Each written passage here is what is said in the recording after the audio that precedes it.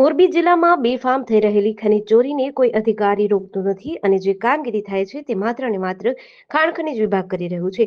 બાકી જેમની જવાબદારી નામદાર હાઈકોર્ટે નક્કી કરી છે તેવા મહેસૂલ વિભાગના કે પોલીસ તંત્રના એક પણ અધિકારી ખનીજ ચોરી રોકી રહ્યા નથી.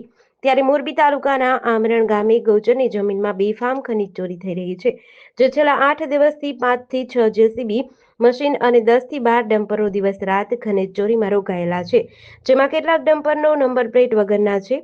આ ખનીજ દ્રવ્ય જ્યાં નાખવામાં આવી રહ્યું છે ત્યાં 30 થી 40 ફૂટ ઊંચી પાજ દૂર દૂરથી દેખાય છે અને ખનીજ ચોરી રોકવાની જેમની જવાબદારી છે તેમને પણ આ દેખાતી નથી. ગૌચરની જમીન જાળવવાની જવાબદારી ગ્રામ પંચાયત, તાલુકા પંચાયત, જિલ્લા પંચાયત તેમજ પંચાયત વિભાગની છે, જ્યારે ખનીજ ચોરી રાખવાની જવાબદારી તાલુકા લેવલે મામલતદાર અને તાલુકા પોલીસ અધિકારી તેમજ જિલ્લા લેવલે જિલ્લા કલેક્ટર અને તેમનો સ્ટાફ, પોલીસ અધિક્ષક અને તેમના સ્ટાફ, ખાણ ખનીજ વિભાગ સહિતની છે.